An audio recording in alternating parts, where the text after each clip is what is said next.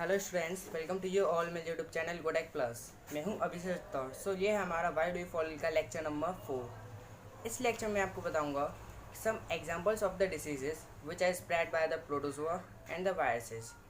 जो disease protozoa viruses से spread होते हैं, कोई भी पर्सन प्रोटोजोआ डिसीज़ और वायरस डिसीज़ से इन्फेक्ट होता है, उन डिसीज़ के एग्जांपल्स के साथ उनको एक्सप्लेन भी करूंगा और उनके प्रिकॉशंस भी बताऊंगा कि उनको प्रिवेंशन के लिए क्या क्या मेथड्स हैं। जो बायोलॉजिकल मेथड होते हैं, केमिकल मेथड होता है और एक फिजिकल मेथड होता है। ये सब मेथड होते हैं, इन मेथड्स को मैं एक्सप्लेन करूंगा इसी लेक्चर में। So first started by the disease caused by the protozoa. So protozoa से जो डिसीज़ फैलता है, जो डिसीज़ होता है, उसमें जो पहला एग्जांपल है that is malaria. Malaria disease जो है वो प्रोटोजोआ पैरासाइट के द्वारा एक पर्सन से दूसरे पर्सन में इंजेक्ट होता है। बट जो पर्सन इन्फेक्ट होता है वो किससे होता है? Malaria parasite. मलेरिया जो कि एक प्रोटोजोआ पैरासाइट के द्वारा किसी पर्सन में इंजेक्ट या मीन्स कोई भी पर्सन इन्फेक्ट होता है किससे? Protozoa parasite. Protozoa parasite.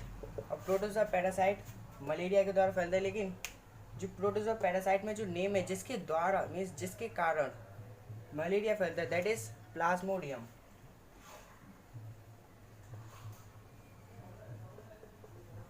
Plasmodium, जब ब्लड में प्लाज्मोडियम प्रेजेंस होता है तो इसका मतलब है उसको मलेरिया है। ये जो प्लाज्मोडियम क्या होता है? ये प्लाज्मोडियम एक एनोफ्लिस, जो कि मलेरिया का वेक्टर कौन है? मलेरिया का वेक्टर है female anopheles mosquito. Female anopheles mosquito अपने लार्वे को किसी की बॉडी में इंजेक्ट करती है। इंजेक्ट करने से क्या होता है? लार्वा जब हमारी बॉडी में इंजेक्ट हो जाता है और हमारी बॉडी को भी उसी लार्वे से इन्फेक्ट कर देता है, जिससे हम जो होते हैं इन्फेक्ट हो जाते हैं, हम उसी डिजीज से कॉस्ट हो जाते हैं। देन जिससे होता है वो है प्लाज्मोडियम। प्लाज्मोडियम पैरासाइट के द्वारा हम में मलेरिया से इन्फेक्ट हो जाते हैं। देन जो प्लाज्मोडियम है, ये हमें इसकी डिस्कवरी क्या है कि मलेरिया, हमें जब मलेरिया डिसीज़ का पता चला कि ये मलेरिया भी होता है, किसी बॉडी कोई भी ह्यूमन बीइंग इस मलेरिया से इन्फेक्ट हो सकता है, तो हमें पता कैसे पड़ा? एक्चुअली इन द 1827 सन 1827 एक फिजिशियन से जो साइंटिस्ट थे वो थे मैक्यूलॉच, या मैक्यूलॉक भी कह सकते हैं आप। मैक्यूलॉक थे।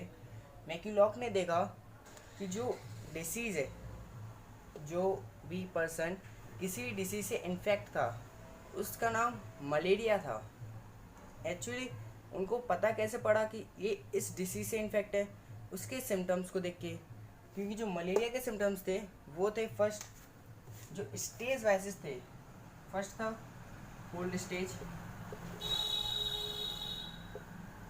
Cold stage, second hot stage,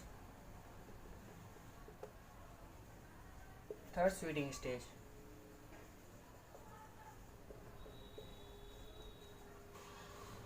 पहले क्या था? Cold stage, second hot stage, third is sweating stage.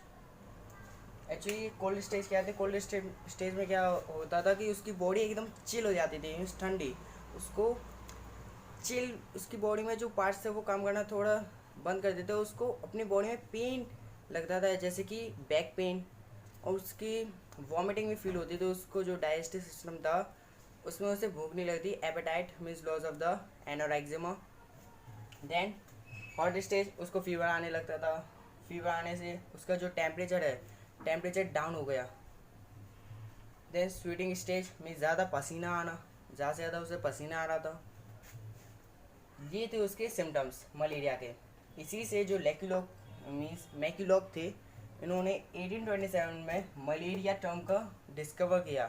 Then malaria term तो डिस्कवर हो गया, बट ये मलेरिया किससे फैला, कि कौन है इस मलेरिया का वेक्टर, और मलेरिया जो फैलता है वो किससे फैलता है? जो मलेरिया के वेक्टर था, ये किसी को पता पड़ा कि जैसे कि मलेरिया का वेक्टर है फीमेल एनोफ्लीज मॉस्किटो, जो फीमेल एनोफिलिस मॉस्किटो है ये क्या है, मलेरिया का वेक्टर है। और malaria vector female anopheles mosquito ये पता किया था सर रोनाल्ड रॉस। जो सर रोनाल्ड रॉस एक फिजिशियन थे, क्या थे, एक physician, sir Ronald Ross. Sir Ronald Ross ने डिस्कवर किया था कि जो मलेरिया का वेक्टर है वो एक फीमेल एनोफिलिस मॉस्किटो, जो कि एक फीमेल है, मॉस्किटो भी फीमेल है, एनोफिलिस मॉस्किटो जो कि मलेरिया का वेक्टर है। किसने डिस्कवर किया था, सन रोनाल्ड रॉस। देन वेक्टर हमें पता पड़ गया, मलेरिया टर्म भी डिस्कवर हो गया। अब इसके बाद जो मलेरिया फैलता है वो किससे फैलता है, किससे इन्फेक्ट होता है, वो एक मॉस्किटो के लार्वे से, जिस लार्वे का नाम है क्या है, प्लाज्मोडियम। उस लार्वे का नाम क्या है, प्लाज्मोडियम। ये प्लाज्मोडियम जो डिस्कवर किया गया था वो किया गया था तुम्हारे मीन्स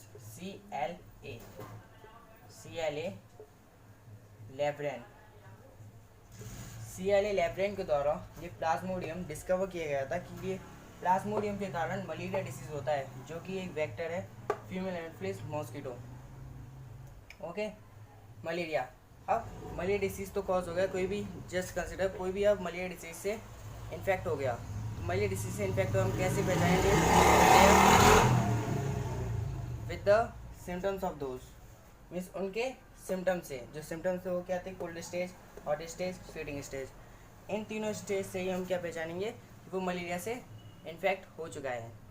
और वन मोर थिंग, उसके ब्लड टेस्ट से भी, उसके ब्लड को टेस्ट करके उसमें जब प्लाज्मोडियम होगा, तो प्लाज्मोडियम है, प्लाज्मोडियम क्या है, फीमेल एनोफिलिस का वेक्टर है, फीमेल एनोफिलिस वेक्टर है, तो प्लाज्मोडियम मलेरिया से ही होता है, मीन्स नो प्लाज्मोडियम, अगर उसके ब्लड में प्लाज्मोडियम प्रेजेंस है, इसका मतलब है कि वो मलेरिया से इन्फेक्ट है।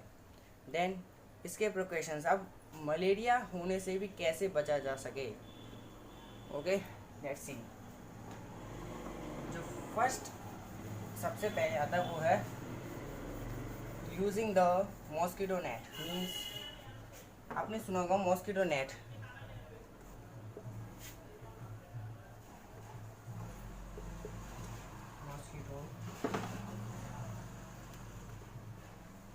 मॉस्किटो नेट एक ऐसे नेट में स्लीप करना है, मीन्स रिलैक्स करना, जिसमें मॉस्किटोज एंटर ना कर सकें। फर्स्ट प्रिवेंशन ये हो सकता है। सेकंड प्रिवेंशन ये भी हो सकता है कि ओडोमोस का यूज़ करें, मीन्स जो मॉस्किटोज किलिंग लिक्विड्स होते हैं और मॉस्किटोज किलिंग जो ट्यूब होते हैं इनको यूज़ करना, जैसे ओडोमोस और मॉर्टिन, ये जो होते हैं ये मॉस्किटोज को हमसे रिफ्रेन करते हैं, हमें मॉस्किटोज से बचाते हैं, प्रोटेक्शन करते हैं हमारी। देन थर्ड प्रिकॉशन क्या हो सकता है, थर्ड प्रिकॉशन हो सकता है वो है बायोलॉजिकल कंट्रोल। क्या है, बायोलॉजिकल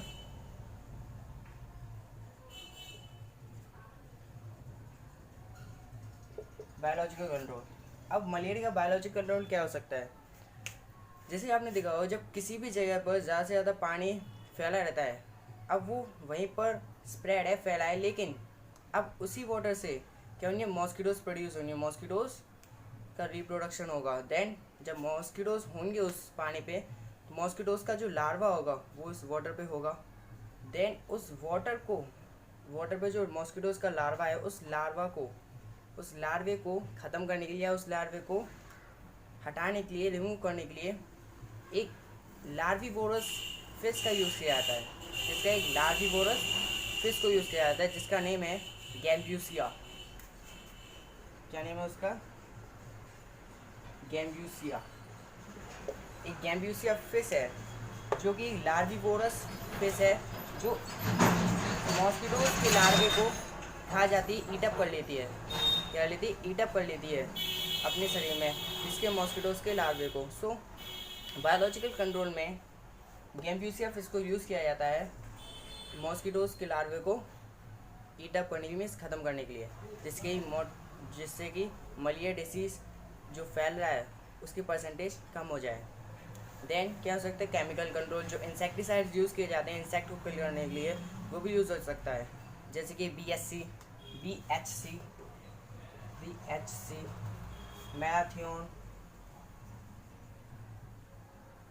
मैराथियन को हम यूज़ कर सकते हैं, इंसेक्टिसाइड है ये भी। बट एक जो इंसेक्टिसाइड यूज़ किया जाता है दैट इज़ DDT। ये इंसेक्टिसाइड अब यूज़ नहीं किया जाता, क्यों? क्योंकि इसमें जो टॉक्सिक सब्सटेंस होता है वो इन्वायरमेंट में ज़्यादा देर तक रहता है। अब ज़्यादा देर तक रहेगा वो टॉक्सिक सब्सटेंस फिर एक्यूमुलेट हो जाएगा, एक्यूमुलेट होने के साथ साथ वो हमारी बॉडी को भी इन्फेक्ट कर सकता है, हमारी बॉडी को भी इफ़ेक्ट कर सकता है। सो इसलिए DTH जो इंसेक्टिसाइड है इसका यूज़ नहीं होता अब ये हो गए। अब कोई भी मलेरिया से इन्फेक्ट हो गया, जस्ट कंसिडर, अब उस मलेरिया से इन्फेक्ट होने वाले को हम कौन सी मेडिसिन दें, जिस मेडिसिन का नाम है क्विनाइन। जिस मेडिसिन का नेम क्या है, क्विनाइन।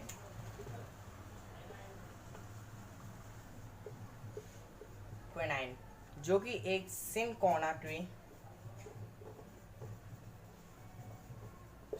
ट्री के बार्क से ली गई है। ये जो क्विनाइन है वो सिनकोना ट्री के बार्क से बनाई गई एक मेडिसिन है, जो कि एक मलेरिया डिसीज से इन्फेक्टेड पर्सन को दी जाती है for the recovery of its ill. ये हो गया पूरा मलेरिया का एक्सप्लेनेशन कि मलेरिया डिसीज़ किससे कॉज होता है, वेक्टर कौन है उसका, और उसके सिम्टम्स क्या हैं, और उसके प्रिवेंशन क्या है। देन इसको अब जो मलेरिया डिसीज़ से कोई भी पर्सन इन्फेक्ट है तो उसको रिकवर कैसे किया जा सके, with the drug name, with the medicine name quinine. अब इसके बाद हम लेते हैं the diseases caused by the viruses. Virus disease से जो डिसीजेज वायरस से फैलते हैं। फर्स्ट थिंग जो है, वायरस से फैलने वाले डिसीज जो होते हैं वो हमारी बॉडी में अगर एंटर कर गए हैं तो उनके लिए कोई मेडिसिन बनाई नहीं जा सकती। उनके लिए जो एंटीबायोटिक है, एंटीबायोटिक नहीं बनती। क्यों नहीं बनती? क्योंकि वायरसेस जो हैं, वायरसेस एक नॉन सेलुलर ऑर्गेनिज्म है। उनका कोई अपना खुद सेल स्ट्रक्चर नहीं है। वो एटमॉस्फेयर में जो है वहाँ पर लिव नहीं कर सकते, सर्वाइव नहीं कर सकते। एटमॉस्फेयर सर्वाइव नहीं कर सकते। वो किसी के सब्सटेंस पे या किसी की बॉडी में ही एंटर करने के बाद सर्वाइव कर सकते हैं।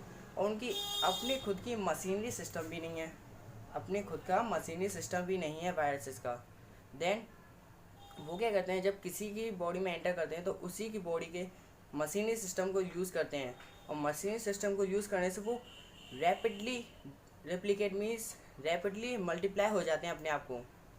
देन उससे हमारे डिसीज़ को बहुत ही जल्दी इन्फेक्ट भी कर देते हैं। Let's start it. वायरसेस से जो डिसीज़ फैलते हैं,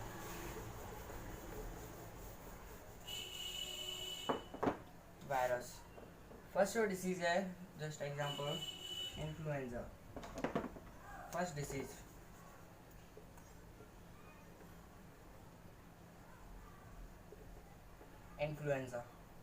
इन्फ्लुएंजा डिसीज़, जो कि एक वायरस से ये एक वायरल डिसीज़ है जो कि वायरस से फैलता है। इन्फ्लुएंजा जो डिसीज़ है इसका जो कॉमन नेम है वो है flu, FLU। Influenza flu disease भी कहते हैं। ये जो किस वायरस से स्प्रेड आउट होता है, कौन सा वायरस किसी बॉडी में इंजेक्ट कर जाए, किसी बॉडी में एंटर कर जाए, उसको इन्फ्लुएंजा वायरस हो जाए, उसको इन्फ्लुएंजा डिसीज़ हो जाए। तो उस वायरस का नेम ही इसी से रिलेटेड है, that is influenza virus. Influenza disease किससे कॉज होता है? By the influenza virus. Influenza virus को हम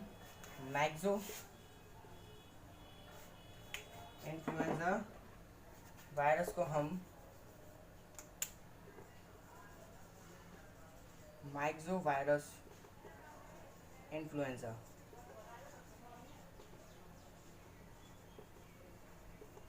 मैक्सोवायरस इन्फ्लुएंजा भी कहते हैं। जो इन्फ्लुएंजा वायरस स्प्रेड होता है वो किससे होता है? By the myxovirus influenza. Myxovirus influenza micro organism जब हमारी बॉडी में एंटर करता है, एंटर करने से डिसीज़ कर कैसे सकता है? ये डायरेक्टली हमारे थ्रोट पे भी अटैक कर सकता है, हमारे लंग्स पे, और ये थ्रोट डिसीज़ करेगा। जैसे कि आपके गले में कफ, स्नीजिंग, या आपको ज़्यादा से ज़्यादा वॉमिटिंग कर सकता है। देन आपकी बॉडी में पेन भी कर सकता है, इन्फ्लुएंजा डिसीज़। सो ये इन्फ्लुएंजा डिसीज़ वायरल डिसीज़ है। अब इस इन्फ्लुएंजा के रोकने के लिए या इस इन्फ्लुएंजा के लिए जो एंटीबायोटिक है, एक्चुअली जो वायरसेस की जो एंटीबायोटिक होती है वो बनाई नहीं जाती, हम बना नहीं सकते ज़्यादा से ज़्यादा। जो कुछ ही जो वायरसेस होते हैं उनके लिए एंटीबायोटिक बनाई जा सकती है, वो भी हमारी बॉडी में। क्योंकि जब वायरसेस एंटर करते हैं तो एंटर करने के बाद उनके लिए कोई एंटीबायोटिक नहीं बनाई जाती, एंटीबॉडी नहीं बनती।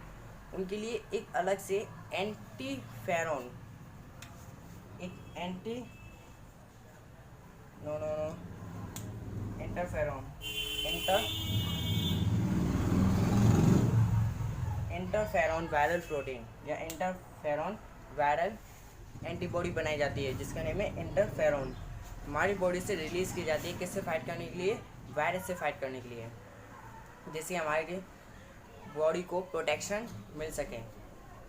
देन इसके बाद है कि जो मैक्सो वायरस इन्फ्लुएंजा है, जब बॉडी की में एंटर कर दिया तो इसके लिए जो एंटीबायोटिक यूज़ की जाती है, जिसका नेम एंटीबायोटिक बनाई जा सकती है वायरस के लिए, मैंने आपको बताया था। देन उसका नेम है एमेंटेडिन।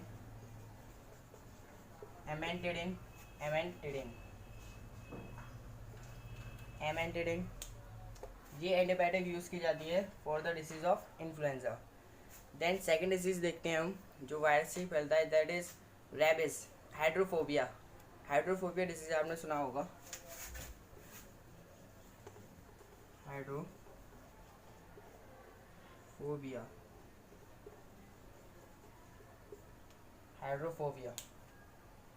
इस हाइड्रोफोबिया जो डिसीज़ है वो एक रैबिट डॉग, जो रैबिट डॉग होता है, पागल सा डॉग होता है, आप मान सकते हैं। जैसा रैबिट डॉग जब किसी पर्सन को बाइट कर लिए, बाइट करने से क्या होगा, उसके जो टीट्स होते हैं, टीट्स क्लीन नहीं होते रैबिट डॉग के, तो टीट्स में क्या होगी, वायरसेस, जो माइक्रो ऑर्गेनिज्म होंगे, जो गंदगी होगी वो उसके टीट्स पर लगी होगी।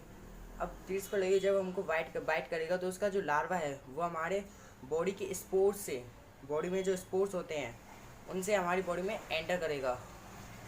एंटर करने से क्या करेगा, हमारी बॉडी को उसके सिम्टम्स पे दिखाई देंगे, जो हाइड्रोफोबिया डिसीज़ को कॉज करेगा, मीन्स हाइड्रोफोबिया डिसीज़ को लीड करेगा। एक्चुअली हाइड्रोफोबिया डिसीज़ किस वायरस से फैलता है? उसका नेम है रेबिस वायरस। रेबिस वायरस से हाइड्रोफोबिया डिसीज़ फैलता है। हाइड्रोफोबिया जो डिसीज़ है वो किससे होता है? रेबिस से, रेबिस वायरस। और रेबिस वायरस का एक और नेम है, दैट इज लाइजा वायरस और रेबिस वायरस दोनों ही एक हैं। इन वायरस से हाइड्रोफोबिया डिसीज़ होता है किसी पर्सन को by the bite of the dog. जब भी कोई रैबिट डॉग किसी पर्सन को बाइट करेगा तो उससे उसको हाइड्रोफोबिया डिसीज़ होगा ही, जब तक कि वो उसकी एंटीबायोटिक नहीं ले लेता या उसकी बॉडी में उसकी एंटीबॉडी नहीं बन जाती। ओके। देन जो हाइड्रोफोबिया डिसीज़ है, इसके जो सिम्टम्स है वो क्या है? फर्स्ट सिम्टम ये है, जो मेन सिम्टम है, that is fear of the water, means water से डरना। जो पानी है, पानी से डर लगना कि उसको, उस पर्सन को जो भी हाइड्रोफोबिया डिसीज से इन्फेक्ट हो चुका है, उसे क्या करेगा, वो पानी से डरेगा, उसको फियर फील होगा फ्रॉम द वाटर से। देन जो पर्सन है उसको वॉमिटिंग भी होगी, देन उसको lose of the appetite, then pain. ये सब सिम्टम्स होते हैं किसके? हाइड्रोफोबिया डिसीज़ के। अब इसके लिए जो ट्रीटमेंट है, दैट इज़ द, जो ट्रीटमेंट है वो है पेस्ट्योर्स ट्रीटमेंट। क्या कहलाता है? पेस्ट्योर्स ट्रीटमेंट।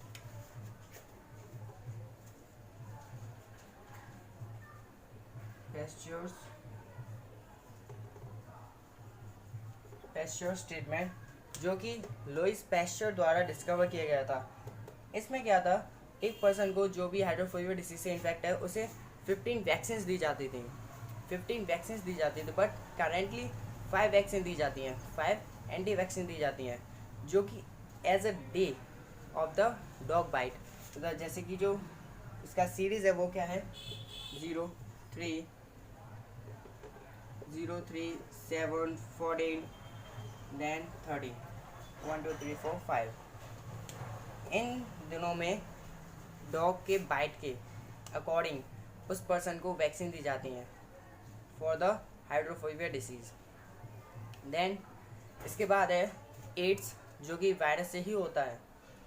एक्चुअली जो एड्स है ये बहुत ही ज़्यादा डेंजरस डिसीज़ है और ये सेक्सुअली कॉन्टैक्ट के द्वारा एक पर्सन से दूसरे पर्सन में हो सकती है, या ट्रांसफ्यूज़न ऑफ द ब्लड को ट्रांसफ्यूज़ करें, ब्लड जब एक ब्लड दूसरे ब्लड के साथ मिक्स हो जाए उसका ट्रांसफ्यूज़न हो जाएगा, देन उससे भी जो एड्स डिसीज़ है वो भी स्प्रेड हो सकती है। देन अगर एज अ प्रेगनेंसी जब कोई मदर अपने चाइल्ड को बाय द ब्रीस्ट से मिल्क पिलाती है, देन जो मिल्क है उसमें उसी बॉडी के जो भी पार्टिकल्स होंगे, जो भी डीएनए होगा वो भी होगा। मीन्स जो उसके बॉडी मदर की बॉडी में जो भी प्रोटीन्स विटामिन होंगी वो उसकी बॉडी में जाएगी, क्योंकि जो चाइल्ड का सिस्टम होता है इम्यून सिस्टम नहीं बना होता। वो क्या करता है, जो मदर की बॉडी होती है, मदर की एंटीबॉडी वो ही मिल्क के द्वारा चाइल्ड में ट्रांसफ़र की जाती हैं।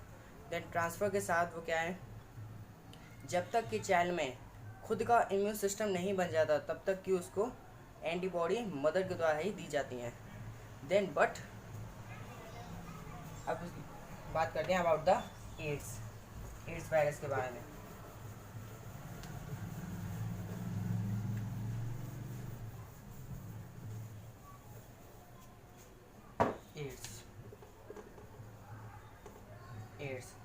एड्स किससे स्प्रेड होता है? जो एड्स के फॉर्म में फर्स्ट ये है कि एक्वायर्ड इम्यूनो डेफिशिएंसी सिंड्रोम।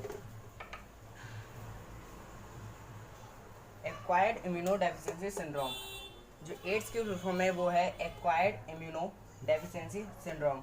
जो एड्स स्प्रेड होता है जिस वायरस से होता है उसका नेम है HIV। HIV फॉर्म में वो है human immunodeficiency virus. Okay, then human immunodeficiency virus. AIDS किससे होता है, किस वायरस से? ह्यूमन इम्यूनोडेफिशिएंसी वायरस से। और ये जो डिसीज़ है ये सेक्सुअली ट्रांसमिटेड डिसीज़ है।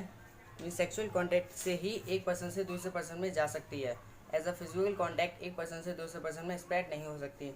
और ये जो डिसीज़ है इस डिसीज़ को हम इसका जो ट्रीटमेंट है वो अभी नहीं हो सकता, क्योंकि इसकी जो वैक्सीन है वो अभी तक नहीं बनी है।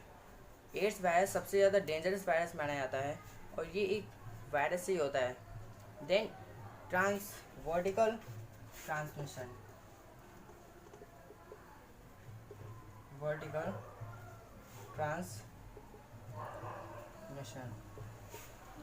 ट्रांसमिशन क्या है?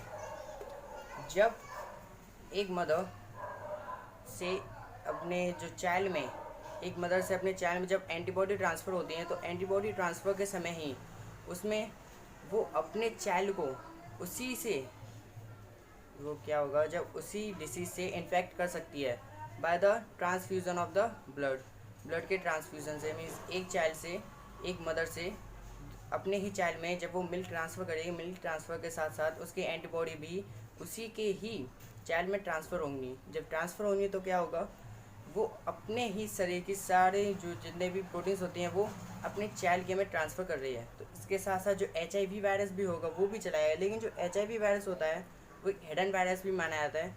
ये मीन्स इन्फेक्ट होने के 1, 2, 3 साल बाद नहीं दिखाई देता, ये लॉन्ग टर्म लेता है। मीन्स 5 या 6 साल के बाद ही इस वायरस को हम देख सकते हैं, ये विजिबल होता है और जब तक हमें देर हो जाती है।